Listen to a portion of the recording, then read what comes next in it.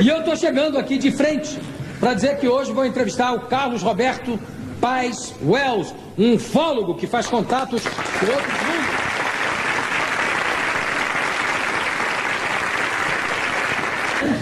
Ele faz contatos com gente de outros mundos. Eu vou conversar com o ufólogo Carlos Roberto Paes Wells.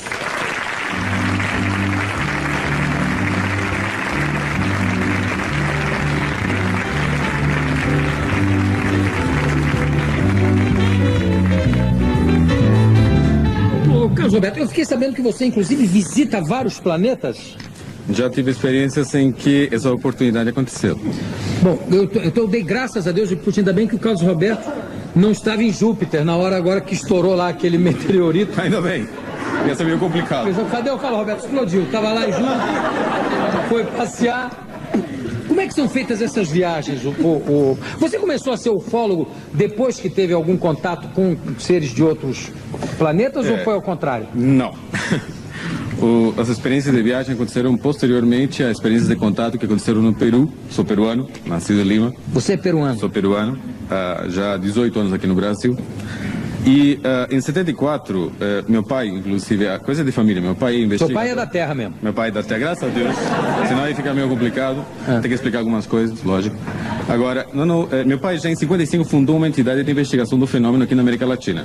É um pioneiro praticamente no campo. No Peru tem muito, aparece muito, né? Bastante. Inclusive a famosa Shirley MacLaine, né, que inclusive escreveu vários livros, tem toda uma atividade hoje exatamente espiritualizada. Ela se iniciou basicamente nesse assunto através de uma experiência que ela teve no Peru há alguns anos atrás. Então a minha terra, na verdade, é um local de muitas atividades ufológicas, de contatos e Machu Picchu. Machu Picchu é uma região muito bonita, bacana, inclusive hoje ponto inclusive de muita gente que espiritualizada procura lá algum tipo de revelação. Machu Picchu. Isso por causa das civilizações incas. As civilizações incas, na sua mitologia, tem muitas lendas, mitos que falam a respeito de visitas de entidades, deuses, criaturas que em algum determinado momento chegaram para ajudar vinda do sol, dos céus, com roupa ou com, digamos, trajes diferentes. Mas conta então como é que foi o seu primeiro contato? Como nós nos criamos num ambiente onde falaram de disco voadores, era normal, a gente tinha muita amizade com gente de outros países que também pesquisava. Com gente de outros países, ainda nesse planeta Terra. E decidimos imitar uma experiência que foi realizada na Colômbia. Meu irmão, eu e um grupo de garotos, todos filhos de pessoas que participavam do Instituto do meu pai, e decidimos ver se era possível contatar mentalmente com uma entidade que se dizia extraterrestre. Se era possível isso. Fizemos uma experiência, uma suposta entidade se manifestou dizendo ser extraterrestre, a gente não acreditou muito e pedimos que desse uma prova. Aí marcou uma data, numa distância de uns 60 quilômetros da cidade de Lima, no meio do deserto. Vamos para ver, fomos. E na hora indicada, na hora realmente apontada por essa entidade, um objeto apareceu e se aproximou de nós a uma distância de quase uns 80 metros. Que tipo de objeto era? Era um objeto discoidal, mais ou menos de uns 30 metros de diâmetro. Eram dois pratos colados pela boca, a parte central segmentada, e tinha umas escotilhas, uma meia dúzia de escotilhas, que pareciam obviamente janelas. Vimos umas sombras, inclusive. Isso foi visto à luz do dia ou era... Não, era de noite, era umas 21 horas mais ou menos. O objeto ficou lá parado, nós estávamos apavorados, era um grupo de moleques, eu tinha na época 18 anos, e falei, bom, vamos nos levar embora, o que vai acontecer aqui? Veio uma mensagem através de um dos garotos, meus companheiros, e dizendo que não iam pousar, não iam se manifestar, porque nós não estávamos preparados para isso, mas tinham vindo para demonstrar que o contato era real. Isso com os meninos, já deram dessa satisfação para os meninos que estavam brincando lá? Para nós. Eles têm muito pouco o que fazer, né, nos outros mundos, que eu nunca vi. Eles aparecem assim para dar susto em velhinha lá em Botucatu. Um outro parece para os meninos marcaram com a gente lá, vamos lá. Por que eles aparecem? Eles têm um tempo ocioso muito grande, é isso? O problema de aposentadoria já foi resolvido? Bom, praticamente não tem que marcar ponto que nem a gente, isso parece bem claro. Não trabalham, né? Talvez o tipo de trabalho deles não seja que nem o nosso, né? Bem diferente nesse sentido. Agora, tudo indica, pelo que eles tenham informado, de que há todo um grupo de entidades que estão voltadas a esse tipo de pesquisa com relação ao planeta Terra. Você está full time aqui. Me explica uma coisa, Carlos Alberto. Você disse o primeiro contato através de uma entidade que disse que era de outro planeta. Perfeito. Mas como de outra entidade? Vocês estavam fazendo uma espécie de sessão espírita? Mais ou menos. Fizemos um trabalho, digamos, de contato telepático, que se dizia psicográfico, através de uma escritura automática, tentar receber a influência de uma entidade, obviamente alienígena, diferente da gente. Então, não havia certeza de que o contato fosse real. Mas a pessoa, o rapaz que estava com... Que idade tinha? Você tinha 18, o outro Tinha tinha 18, 17. 17. Isso. Teve alguma alteração na voz na hora que ele falou? Nada? Ele Foi falou... psicográfico, você foi escrever, não houve verbalização. Qual é esse livro que está aqui contigo? Eu trouxe para você um livro que eu lancei o ano passado aqui no Brasil, que narra toda a experiência nossa. A nossa experiência, na verdade, é bastante famosa no mundo todo. Os Semeadores de Vida. Isso. Por que esse título, Os Semeadores de Vida? Porque eu tentando, de uma certa forma, esclarecer a respeito dos objetivos e intenções desses seres com relação ao ser humano. Há muita informação a respeito de abduções, você tem vários filmes hoje, inclusive no mercado, falando sobre essas experiências abdutivas. Experiência abdutiva, você diz o que? Ou seja, de pessoas que foram raptadas por seres extraterrestres, foram levadas ao interior do objeto e lá submetidas a uma série de experiências. Você fala também de experiências de gravidez via extraterrestre, você fala de experiências e como é que é animais. feita essa gravidez por via extraterrestre? É que nem aqui, é o mesmo sistema nosso? Olha, eu vou me reportar às experiências que eu tenho para poder realmente te responder. Esses seres com os quais temos tido experiências e continuamos a ter experiências, aliás. Inclusive sexuais, não? Não. Por enquanto, não. Seria meio estranho fazer sexo com uma mulher de quase 2 metros e pouco de altura, né? Eu acho que ficava pequeno para ela. Não sei, depende. Bom, gosto não se discute, né? Gosto não se discute, tá certo. Mas... Ela sendo bonita e tal, jeitosa e tal, 2 metros e tal. A gente ia ter que ter uma certa ajuda para poder fazer alguma coisa, mas tudo bem. O Bira com 2 metros é uma coisa assustadora, é evidente. Mas a Luísa Brunet com 2,5 metros é uma beleza de mulher. Porque o resto é igualzinho a nós. É só, perfeito, são literalmente idênticos a gente. Só difere no tamanho? Tamanho, rasgos faciais, a configuração física, eles são realmente mais parecidos entre si do que nós. Nós somos muito diferentes um dos outros, né? Mas isso não é a impressão que a gente tem, como a gente tem, por exemplo, de achar que todos os cavalos são parecidos? Porque japonês um enxerga do outro. Todo japonês é parecido, isso não é uma coisa nossa? Não, segundo eles, essa semelhança se dá em relação direta à sua tecnologia genética. Como? Essa semelhança física se dá muito em relação direta à tecnologia genética que eles possuem hoje. Ou seja, que eles conseguem trabalhar o embrião. O embrião geneticamente. Isso. Mas fala dos teus contatos, que eu perguntei e depois te interrompi. Sem problema. Porque eu falei, não, como é que é o contato físico e tal, a gravidez, etc. Não, deixa eu falar dos meus contatos. Então fala dos teus contatos. Quando houve essa primeira experiência, lógico, um grupo de garotos voltou para Lima contar para meu pai, que era pesquisador, né? Ninguém acreditou na gente. E nós ficamos frustrados, porque meu pai é um pesquisador, não os filhos dele, não acreditar na gente, era frustrante, né? Aí pedimos para que essas entidades dessem uma nova prova, da qual meu pai e outras pessoas pudessem participar. Adultos que pudessem avalizar realmente a experiência. Eles aceitaram, marcaram uma nova experiência, levamos meu pai e mais 40 adultos, todos pais, inclusive, das pessoas, dos garotos do grupo. E apareceram novamente. Apareceram, dessa vez não tão perto, apareceram 6 objetos, na hora indicada, fazendo 6 objetos. E foi assim que começou a experiência, né? Porque ficou dentro de nossa família, dentro do Instituto do meu pai. Nós não contamos a ninguém no começo dessa experiência, até que no final do ano 74 houve um contato no qual apareceu um objeto, o tripulante saiu, conversou conosco e nos comunicou que nós deveríamos narrar, comentar à imprensa o que estava acontecendo com a gente. Em que língua eles falam? Falaram mentalmente, eles não verbalizam, embora tenha idioma entre eles se contatam mentalmente com a gente. É uma experiência muito estranha, muito difícil depois de traduzir. A gente ouve eles falando no teu ouvido, mas ele não gesticula, não movimenta a boca. Nós falamos para ele que estava louco, que ninguém ia acreditar na gente, sair por aí falando, olha, tenho contato com um disco voador, estou falando com um extraterrestre. Lógico que todo mundo ia levar na gozação. Mas falaram que não nos preocupássemos, que na hora necessária eles nos dariam qualquer apoio. E não deram? Deram. E muitas vezes, aliás. Por que eles não aparecem na televisão, por exemplo? Olha, marca lá no Jô Soares 11h30 que eu vou lá. Olha... Não é isso que eles não querem mostrar que realmente estão aí, que existem e tal? Por que eles não vêm aqui, por exemplo? Justamente depois dessa... Quando retornamos a Lima, meu pai estava em uma reunião com jornalistas em casa e comentou, meus filhos acabaram de ter um contato com seres do planeta. Os jornalistas abriram olhos de tamanho e falaram, como isso é possível, né? Aí vimos que era a oportunidade de falar e comentamos. Aqui no Brasil, um jornalista chamado JJ Benítez, autor de um best-seller mundial chamado Operação Cavalo de Troia. Muito Ele já escreveu conhecido. vários livros. Exatamente. Naquela época, era um pequeno jornalista sem expressão de um jornal espanhol chamado Gaceta del Norte de Bilbao. Quando esses jornalistas pegaram a notícia, publicaram e lançaram ao mundo todo. A Gaceta del Norte de Bilbao mandou JJ Benítez ao Peru, que naquela época era apenas um jornalista, para acompanhar nossa experiência. E, obviamente, ver se era fraude, se era brincadeira ou o que tinha de real.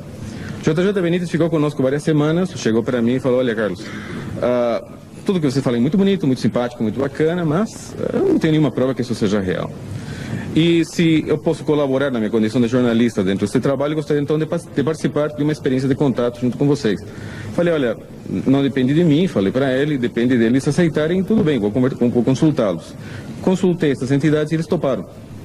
E JJ Benítez foi convidado, com mais outras pessoas, a participar de uma experiência, na qual, na hora indicada, prévia aceita, uma semana de antecedência, 2 objetos apareceram em cima da cabeça dele, a 500 metros de altura. Um deles, inclusive, se aproximou mais, projetou um feixe de luz à frente dele, deu um pulo para trás e, a partir daquele dia, a vida dele foi completamente outra. Se tornou que ele hoje uma das maiores autoridades na Europa no campo de investigação do fenômeno OVNI. Benítez voltou para a Espanha, escreveu um livro chamado OVNIs SOS a la Humanidad, narrando toda a experiência que teve conosco no Peru. Retornou em 75 com outro jornalista chamado Fernando Mujica, também da Gaceta del Norte. Participaram de uma nova experiência de contato e escreveu um segundo livro, que foram os 2 primeiros livros dele, chamado 100.000 quilômetros para os OVNIs. Mas na televisão eles não aparecem. Eles têm algum problema? Não, nenhum. No ano, em 89... O Benítez escreveu aquele livro dizendo que ele participou de uma experiência. Que tinha uma experiência de uma máquina do tempo inventada pela... Perfeito, ok. Você acredita naquele negócio daquela máquina? Não, é aquele ficção. Aquele livro é ficção. Mas ele conta como se fosse verdade, É uma novela. Ele inclusive... conta como se fosse absolutamente... Não, é novela, totalmente novela. Falei com ele várias vezes, inclusive, porque muita gente... Sim, tem que dizer que é novela, porque senão processam ele. Não, pelo amor de Deus, aquilo é loucura. Né? Que aquilo é uma maluquice, inclusive que as palavras que ele põe na boca do Cristo é uma coisa que não combina com nada do que o Cristo fala através dos evangelhos. É uma coisa curiosa o que ele, ele tentou... o que ele faz ali. Benítez, na verdade, ele ficou obcecado pelo assunto Jesus, né? Porque Operação Cavalo de Troia não é o único livro que ele faz, ou ele fez. Ele descolou uma grana braba com aquilo, né? Pode crer. Conseguiu... Pode crer. Ele faturou uma grana... Ele faturou com esses livros, só que não faturou com os outros livros sobre discos voadores, pode ter certeza. Agora... Respondendo a tua pergunta, em 89 e em 92, nós convidamos jornalistas de vários países, inclusive canais de televisão, a encontros programados conosco. Isso aconteceu em 89 no Peru e em 92 aconteceu no Chile. Mas, por exemplo, se você continua em contato com eles... Perfeito. Você não pode marcar uma entrevista com um deles? Por que eles não vêm, por exemplo, dar uma entrevista? Como eles já responderam antes, são eles que dizem quando e como, não somos nós que vamos determinar isso. Em 89 convidamos 5 canais de televisão, 2 de Miami, outro de Argentina, no Peru, inclusive 2 emissoras. Apareceram na hora indicada, frente a mais de 50 jornalistas de vários países. Saiu apareceu na televisão eles? Infelizmente o objeto não se aproximou tanto e, obviamente, sendo uma filmagem noturna, apareceu só realmente um ponto de luz se deslocando. Muito Outra forte. coisa, por que eles só aparecem de noite? Aí no Não, aí nesse caso. já Tem vários casos deles aparecerem de dia. Já, também. Como é que você faz as viagens para esses outros planetas? Com o teu corpinho mesmo, Carlos Roberto? Entra o que? No disco? Não. Eles utilizam outro sistema de viagem interplanetário, diferente de utilizar o objeto, o disco voador, para se deslocar. Uma das coisas que eles explicam, simples e clara, é de que mesmo você desenvolvendo velocidades muito rápidas no universo, você não pode vencer a relatividade de tempo existente entre 2 pontos. É isso que justamente Einstein já colocou com relação à própria relatividade do tempo. Sim, mas, por exemplo, vamos até Júpiter. Perfeito. Você desmaterializa aqui e materializa em Júpiter. Correto. É isso? É isso. E a atmosfera, a temperatura, tudo isso, como é que fica? É bem claro que você vai se preparar previamente para saber qual é o ponto de saída. Você não vai sair para qualquer lugar onde as condições ambientais não são adequadas a você. Então, obviamente, por exemplo, se você vai para um planeta que não tem atmosfera, você tem que ir com um tubo de oxigênio. Habilitado, perfeitamente, claro. Ah, é? Perfeito. Onde é que você já... E você já foi com essa roupa toda para algum lugar? Não. Onde é que você já teve? É um planeta que eles dizem serem Alfa Centauro, a 4,5 anos-luz de distância. Ah, foi lá que você teve? Sim. Em Júpiter você não teve? Não, Júpiter, graças a Deus, não. Não. É um planeta que tem a mesma estrutura que a Terra tem? Perfeito. A mesma estrutura ambiental da Terra? Perfeito. E tem habitantes? Tem. E tem cidades? Tem. Como é que são as cidades lá? Olha, uma arquitetura maravilhosa, fantástica, uma população enxuta, uma cidade extremamente pequena, gente que não tem problemas de miséria dobrando uma esquina, não tem trombadão a qualquer canto. Tem eleições? De uma certa forma teriam. De uma certa forma teriam eleições democráticas. Tem obviamente. dinheiro? Não. Não tem dinheiro? Não tem dinheiro. Então não tem eleições. Se não tem dinheiro... As atividades hierárquicas não têm os benefícios que realmente nós temos aqui. Só assume dores de cabeça, isto é, compromissos. Quem? A pessoa que assume um cargo, digamos, de autoridade... De governante. Mas se não tem dinheiro, não precisa ter nada disso. Quer dizer, não existe a cobiça, por exemplo. Não existe. Não existe. Não há necessidade disso. Porque todo mundo tem uma estrutura em que ela trabalha para satisfazer as demandas, as necessidades de todos os habitantes. Como é que eles se vestem?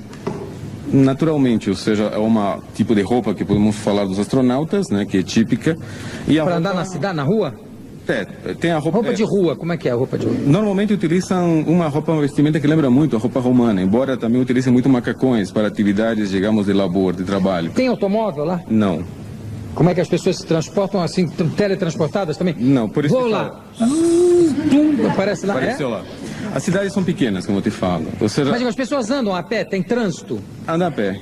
Ou seja, os locais são extremamente próximos entre si. Não tem automóvel, não tem transporte coletivo? Existe um tipo que nós poderíamos chamar de trens, que realmente fazem certos transportes. E você quando foi lá, você usou a roupa deles ou você estava Não, com a minha, perfeito. Como é que era? Assim, estava assim? Vestido, normal. E as pessoas estranhavam na rua? Olha, um da terra, não. O olhar deles era estranho, né? Eu me sentia, com seres de quase 2 metros e pouco de altura, eu me sentia um nanico frente a todos eles. É uma experiência estranha. O olhar deles é muito penetrante, o olhar deles é estranho. E só desse planeta, esse pessoal que veio aqui era desse planeta? Sim, perfeito. Ah, perfeito. Então, agora, existem vários seres com os quais temos tido experiências. Além desses grandões? Além desses grandões. Por exemplo? Seres já um pouco mais parecidos conosco, inclusive de estatura mais baixa, cabelo loiro, alguns inclusive de cabelo escuro, também de formas físicas muito semelhantes à nossa. E tem alguns morando na Terra, não, né? Segundo eles, sim. Um deles? Alguns deles. Nós, em que país eles moram? Eles não deram as coordenadas exatas, mas segundo eles afirmam, existem seres. Mas o que é? Eles quando vêm morar aqui na Terra, o que é? É penitência? Que eles vêm pagar? O que é? Pesquisa. Apenas pesquisa. Única e exclusivamente pesquisa. Pesquisa. Pesquisa. Investigação. E casam aqui com não terráqueas? Não pode misturar. Geneticamente não dá para misturar. Talvez sim daria, mas... Qual é a origem da... Eles falam, você fala aqui, os semeadores de vida. Perfeito. Eles falam qual é a origem da Terra, qual é a origem da vida no universo? Falam. No universo como um todo tem suas teorias. Agora, eles, com relação à origem do nosso planeta, têm realmente uma teoria extremamente interessante. E qual é? É diferente da nossa? Quer dizer, que a Terra que a vida se origina na própria Terra, do desenvolvimento de uma célula e que vai desenvolvendo? Eles dizem que eles é que trouxeram para cá a vida, não? Não, a exobiologia explica que a vida, na verdade, no universo, ela se teletransporta. Ela se transporta através de corpos celestes. Meteoros, digamos, levam de mundo para mundo material carbono, material realmente que vai gerar a vida em um planeta. Agora, a vida inteligente em nosso mundo, de uma certa forma, está em relação direta a eles sim. Segundo afirma, a forma física deles com relação à nossa não é casual, não é gratuita. Nós seríamos, teoricamente, descendentes de antigas colônias que existiram nesse planeta, destes mundos que hoje nos visitam. O Deus para eles... A visão de Deus. É um conceito muito bonito, viu? É bem diferente do nosso, porque aqui o nosso conceito de Deus é regional. Cada cultura, cada grupo humano possui uma visão particular. Eles têm uma visão extremamente abrangente, muito holística, eu diria bem universalista a respeito de Deus. Eles o sentem ou concebem como sendo uma força, um poder criador. Você quando foi para lá, como é o nome desse planeta lá? Apu. Apu. É um nome que foi combinado, é um convencionalizado, porque Apu é uma palavra quechua, que significa... Quechua? O que é quechua? Quechua é um dialeto peruano indígena, porque esses seres são muito conhecidos entre... eles falam esse dialeto? Não. Eles não têm um outro nome deles lá? Impossível de pronunciar. Muito difícil de pronunciar. Apesar de eles terem a boca, a língua, tudo É muito difícil de pronunciar, é difícil, é muito complicado. Os nomes que eles dão para certos locais... Quer dizer, eles pegaram um nome de um dialeto... Nós pegamos. Nós aqui... que chamam de Apo. Exatamente. Você viu eles conversando entre eles lá? Sim, uma vez apenas. E não dá para entender Não nada. dá pra entender. E é rápido? É rápido. Eles falam com a mão também, não? Em alguns casos, Tem cinema lá? algo parecido. Tem televisão, teatro? Tem manifestações artísticas? Tem quadros? Tem. Eu perguntei televisão, teatro, você fez assim... É que é complicado, porque eles não têm produções próprias. Eles aproveitam o que outros mundos fazem e eles assistem. Que todos podem assistir esse programa aqui? Tranquilo, pode ter certeza.